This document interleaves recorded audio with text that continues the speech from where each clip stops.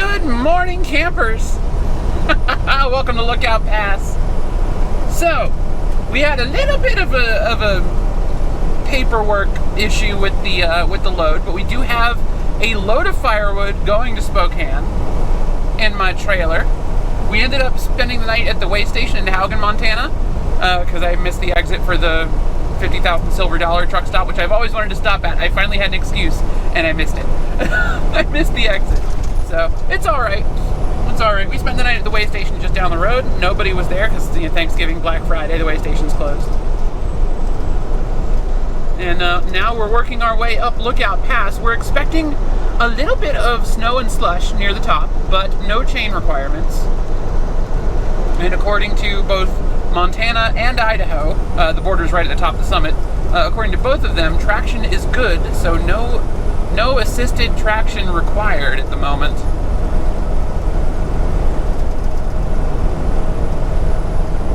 Which is good, because I don't want to put chains on this truck, ever. It is my goal to never put chains on this truck. We have chains, we're carrying chains, we legally have to carry chains, but I don't want to have to use them. I think I'm probably going to pick up a pair of tire socks just for emergencies, or maybe not a pair, but like a whole set, just so that if we do get into a situation where we need to drive on some snowpack, that we are ready for that without having to use actual chains.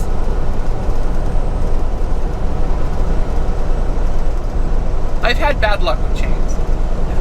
Every time I've chained up, something has broken, is how that goes. So I think the tire socks are going to be a little bit better of a alternative there. For one thing, when tire socks break, they don't take anything else with them. Ideally. I mean, I'm sure there's a way. I'm sure there's a way. Trailer ABS systems are so finicky, I'm sure you can have that. Truck and RV access. Cherries. Oh, that sounds delightful. The windshield wipers are on automatic right now, which is fun. So apologies to any of y'all that get bothered by the windshield wipers not being in a predictable pattern. And I apologize to any of y'all that didn't notice and now you can't unsee it. But yeah, it's just going to swipe every time it detects enough water. Which, so far, the automatic wipers have not been terribly effective. I've had issues with really light rain.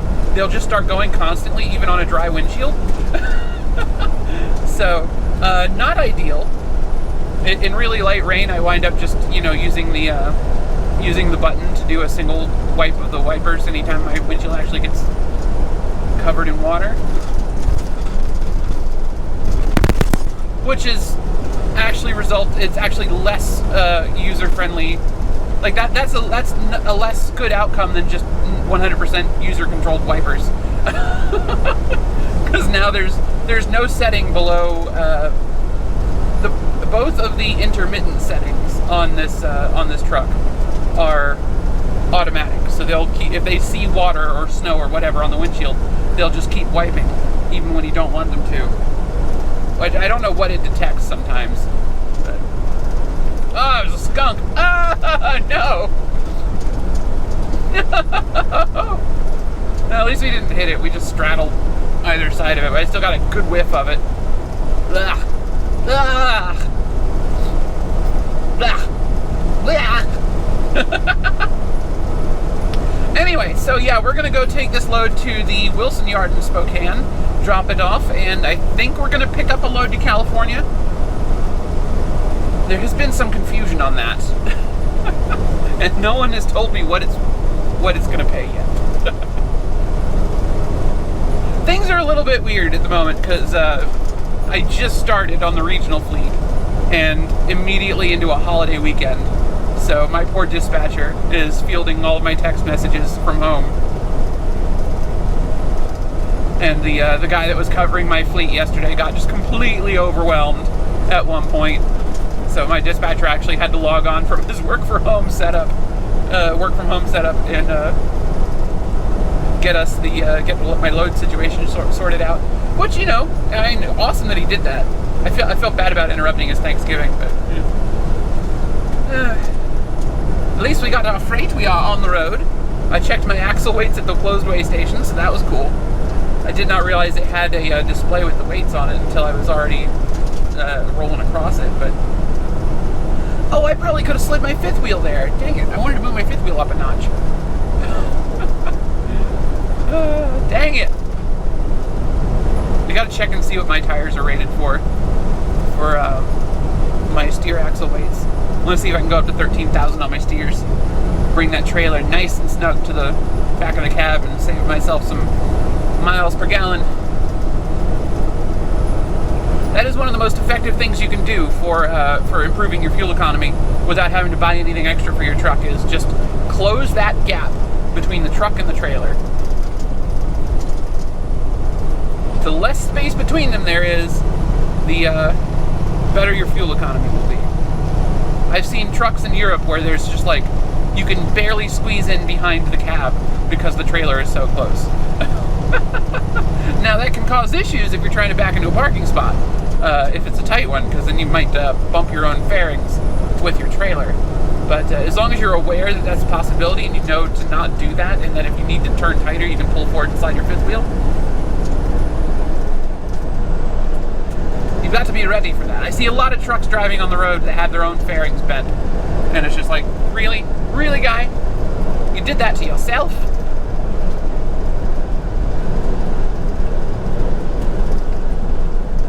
The cab extender fairings are the pieces that stick out from either side of the tractor and cover some of the gap between the tractor and the trailer.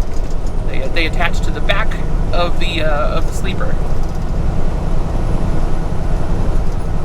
Create a nice smooth aerodynamic profile, deflect a bit of the wind around the trailer, around the front of the trailer, so that you don't have wind just slapping into the flat front of the trailer itself. A lot of sliding tarp trailers, you'll see they have that like bulbous nose piece up high on the front, because a lot of flatbed trucks are low roof sleepers.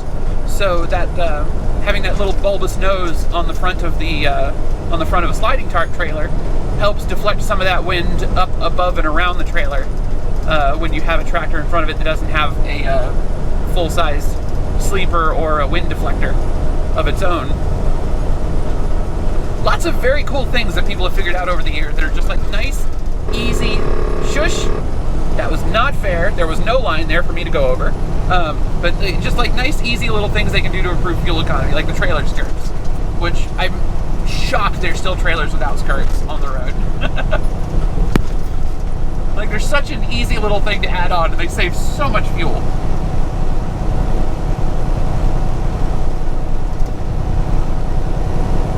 Though, admittedly, driving through Wyoming without them was kind of nice that one time we did that, because I was just so much more stable in the wind. Because the wind could just go under the trailer, coming from the side. Yeah, crosswinds, the skirts are more of a harm than a help, but just like normal driving, everywhere other than Wyoming, pretty much, they're a good thing, not a bad thing. I've been driving in like full foot on pedal, driver controlled this whole time, by the way. So if you're wondering why my speed is kind of all over the place, that's just me adjusting our speed for the curves and the conditions and whatnot. Ooh, that was a 49X, I think. Western Star, the fancy new one. I'm looking forward to seeing the 57X whenever they actually announce it. We all know it's coming. People have seen it. They're driving up and down I-84 in Oregon. It's basically just a Western Star 5700, but with a Cascadia sleeper on it. It looks a little goofy, but I'm looking forward to seeing it. I'm really looking forward to seeing it. Also, they use the Cascadia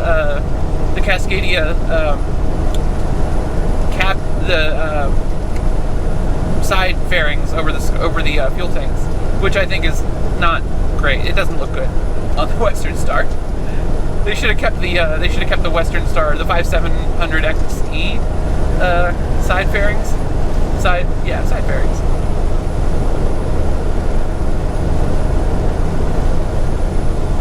I think those looked a little bit better, but I guess the Cascadia ones are a little more aerodynamic. That's probably why for that. All right, there's the chain up area, so we're properly climbing the mountain now. I'm on full throttle at the moment. We're only doing 56 mile an hour. So yeah, we're definitely already going up the hill. That rest area back there is kind of my mental start of Lookout Pass.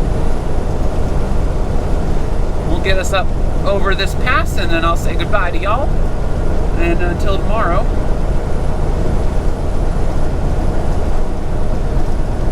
I did not do a full, I guess I did do a full 10-hour break last night. I wasn't planning to. I was only planning to do an 8-hour break, but it was kind of snowy this morning when we woke up, so I was like, I'm just going to wait for daylight.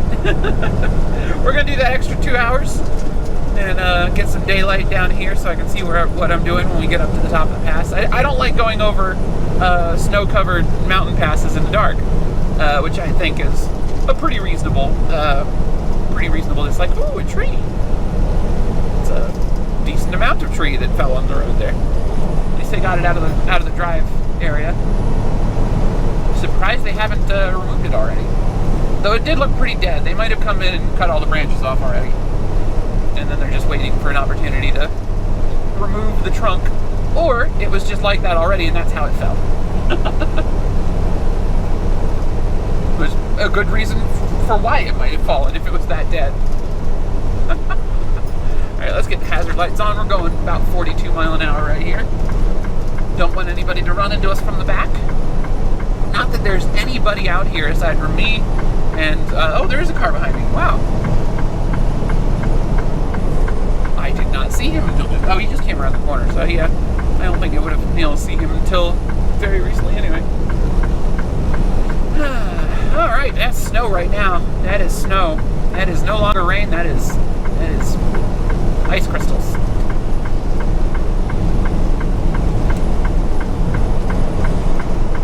Still melting when it hits the truck though, that's a good sign. Let's switch over to defrost. And get some warm air on there.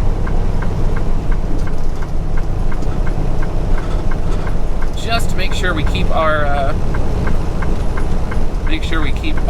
windshield nice and toasty. Prevent any snow buildup. 34 mile an hour now. Yeah, look at all the snow built up along the Jersey barriers here. Gosh, I got some weird looks when I called those Jersey barriers in California. All these California drivers that I was working with at Plus, they're like, what's a Jersey barrier? I'm like, seriously? My boss was from Jersey, so she knew what I was talking about. I guess that's an East Coast thing that I'd never realized before. But I know they call those K-rail, which I get. They kind of have a K shape to them. But, no, I grew up calling those Jersey barriers, and I've never called them anything else. So, I'm just shocked that that was a thing that hadn't made it out to California. There's so many little, like, oh wow, those auto wipers are going nuts. There's so many little idioms I found myself saying that other people were confused by. I used the phrase all y'all once, and one of my coworkers from Australia lost his mind. He thought that was the funniest thing he'd ever heard.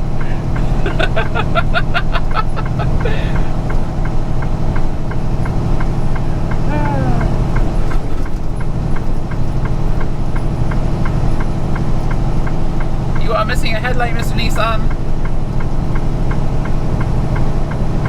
28 miles per hour.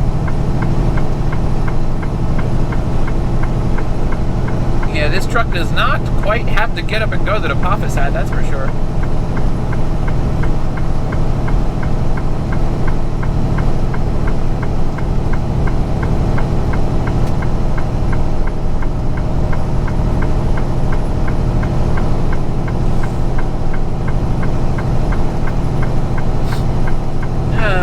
Oh well. I'm gonna see what we can do as far as aerodynamic upgrades for this truck. I still haven't named him. I'm thinking maybe Rocko, but I'm not committed to the name yet. But we'll see what kind of aerodynamic upgrades we can get. I'll probably have to pay out of pocket for them, but they're not too expensive because I only need the like little rubber bits for the most part. I talked to the people at Freightliner in Missoula, and they said that, yeah, even if you don't get the truck equipped with the Aero X package, all the little Aero X fairings for the cab at least can just be attached super easily. I don't think that's the case with the wheel fairings, but we'll see. The wheel fairings are from a company called Flow Below.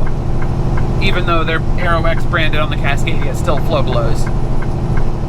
So we'll see about potentially getting those as well. Make sure they can actually attach them to my truck without having to do any major work on the frame. And there's the summit. A good amount of snow up here.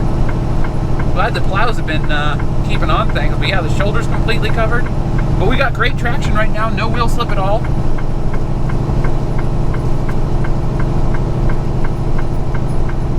None whatsoever. Alright, we're going to prepare for the downgrade here. What was that, a Sterling? That is a, no, that's a Chevy. No, that's a Sterling. That's a Sterling. I thought that was a Chevy emblem on the front. I'm like, what? So Sterling is basically the Ford Aeromax trucks after they got sold to Freightliner. They rebranded them as Sterling. Let's engine brakes on, lock in the cruise control.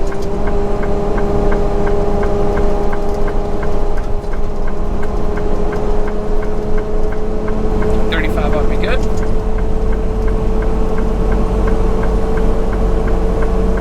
Oh yeah, good traction there.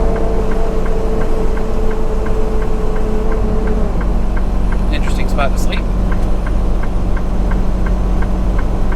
I don't like sleeping in brake check areas. It's just a little bit too close to the road for me.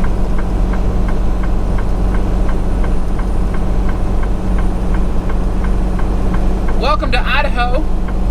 We actually crossed the border like a little bit before that, but welcome sign is down there. The border's basically at that bridge over the road back there.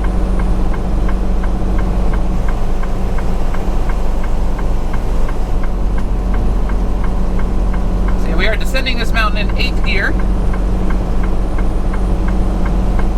which for the most part is allowing the truck to just use the low engine brake setting. So fun thing has actually changed with the engine brakes on this truck. Whereas before, at least I don't know if it was this way with Apophis, but with Maxwell and Chewy, my two older style Cascadias, the engine brakes were 2, 4, 6 cylinder. So low, medium, high, 2-cylinder, 4-cylinder, 6-cylinder, the amount of engine brakes you were using. With this truck, low is 3 cylinders of engine brakes, high is all 6 cylinders, or medium is all 6 cylinders, and high is all 6 cylinders plus exhaust gas recirculation, which is fascinating. Interesting little change they did to that, which I find amusing. But I try to avoid using the, I tried to go down the hill at such a speed that the truck can control it with the low engine brake setting rather than the medium or high. That way if we encounter a steeper bit, we should still be okay. Since we are relying now very heavily on the truck's automatic descent control, since we don't have a manual mode on this transmission, I want to make sure we are doing this very carefully. And very carefully means slightly slower. Which I'm fine with. I'm fine with slower. Slower's good. It's not going to be quite as fuel efficient as we used to be able to do in manual transmission mode, because I could, start grabbing gears before we got to the bottom and really make it perfect. Come off the bottom right at highway speed. It's really snowing now. Getting a nice slush buildup on the sides of my windshield. Still good traction, still good traction. We're good.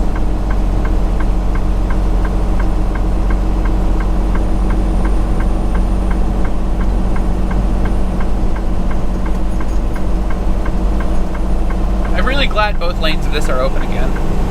A couple years ago, they had this down to one lane going down the hill, and people would fly down the mountain at like 50, 60 mile an hour, and then be shocked when they came up on a truck that was actually being careful, and then they get mad. It's like, you've got to assume you're going to encounter somebody that has to go down the hill slow. Like, old trucks, new drivers, people like me that are just extra careful, heavy trucks, oil tankers, etc. All these trucks have to go down the hill slower. You can't, like, even though the engine brakes might be capable of controlling the truck down the hill at 50 mile an hour, it's still a bad idea with certain cargoes because of all these curves. So it just baffled me that there would be people that would go flying down the mountain and then be mad because they'd have to use their service brake to slow down when they encountered someone that was actually being careful. And it's like, of course if you're going faster, you're going to find the person that's slower than you. That's just how it works. If you take it nice and easy yourself, you're never going to catch up with the other folks that are being careful. But yeah, no, they got a passing lane open now, so that's all good. Nothing to worry about. If anyone does catch up with me, they can go around. Like that guy.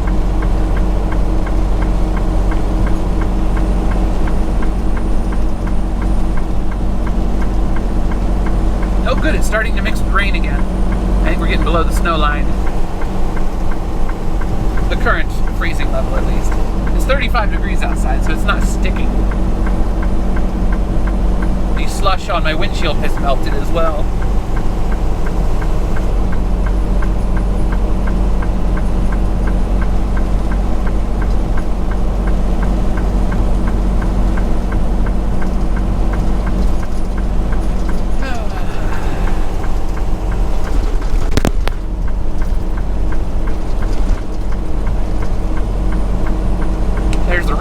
So we're almost down to the bottom.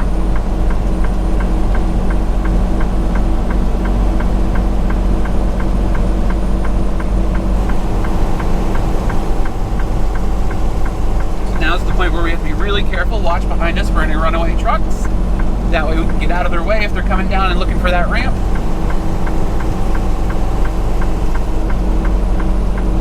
I've seen it, I've seen where on Grapevine, I want to say like last year or the year before, there was a prime truck that was going down the hill nice and safe. They were doing everything right, and a guy that lost his brakes forced the prime into the escape ramp with him because he just was in the way at the wrong time. And so you really do have to pay attention to what's going on behind you so that you can, in that case, I guess, get on your brakes and not get forced into the ramp yourself.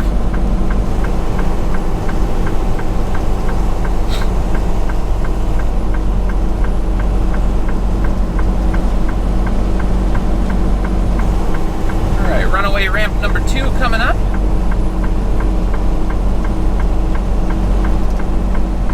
Alright, let's disable the cruise control. Grab it here.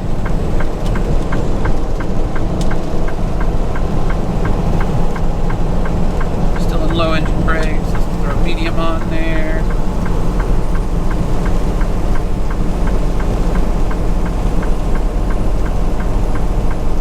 Another gear. Ooh, this is actually working surprisingly nicely. We're still able to really nicely control coming off the hill in this with this transmission, even though we don't have proper manual mode. The approximation of it, with just the suggesting shifts with the paddle, still working nicely. We're still in low engine braking right now. So okay, that was medium engine braking we were using coming down the hill. Not low. So it was mostly low and then popping up to medium to control the speed, which is pretty good. That's how I want it. Still getting used to this new truck.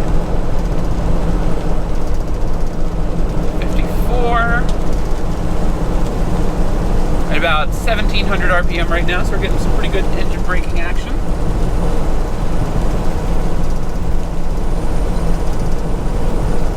Alright, low engine brakes.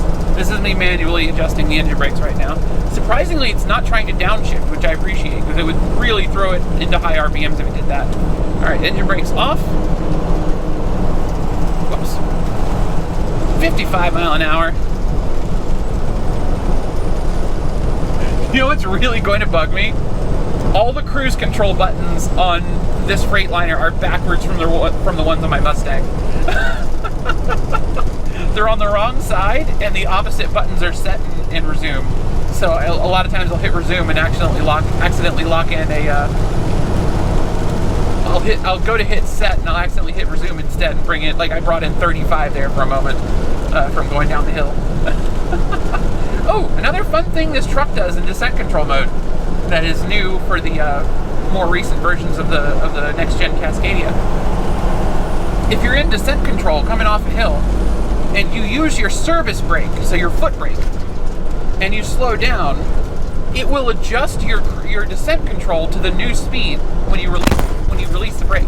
So like we were coming down the hill at 35 mile an hour. If that was a little bit too fast and I used the foot brake to bring us down to say 30, it would have then locked in 30 as our new ooh, that was went a little too fast on that curve. It locked in 30 as our new downhill speed. That was a tight corner.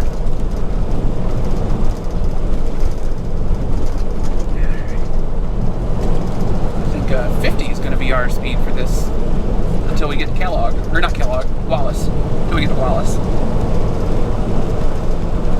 Alright, anyway, we're down at the bottom. There's a beautiful Kenworth cab over coming up behind me. Oh, I gotta keep y'all in until he passes. It's a United Van Lines, I think? No, that might be a horse trailer of some kind. I don't know. I can't tell what it is. Some kind of low belly trailer.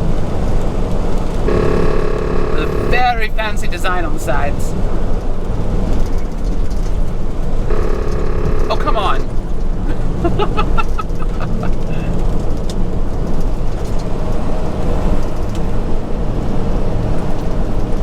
Alright, I'm going nice and slow, so he should pass me at some point.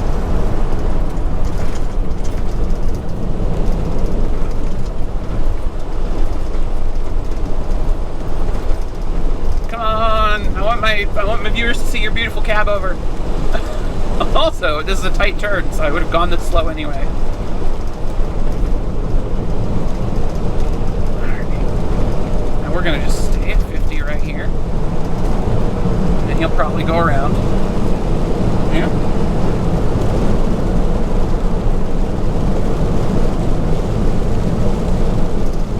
Yeah, he's going around. Here we go.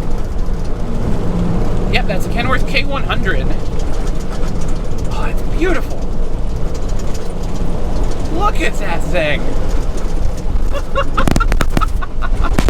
Oh, nice puddle. See, is that a helicopter in there? Calgary gooseneck. All right, well, they've got officially the nicest looking Kenworth cab over I've ever seen still on the road. Leave it to the Canadians to keep beautiful old pieces of equipment still running. Ah, that was cool. Anyway, thank you guys so much for watching. I hope you enjoyed. Especially that last little bit at the end, that K100. That was super cool. That was a good video, I think. We'll see. It depends on whether or not you guys like it. Thank you guys so much for watching. My name is Elio Dare. You can find me on the internet at Elio Dare on Xbox Live, Steam, Nintendo Switch, Twitter. Twitter's the best place to get a hold of me. I'm there. I check it very regularly when I'm not on when I'm not driving, obviously. But I take a lot of breaks, so I have lots of opportunities to check Twitter. But that's the best place to get a hold of me, or you can just leave comments below the videos, because I'm a tiny channel. I still read them all. Thank you guys so much for watching, and have a great day. Bye!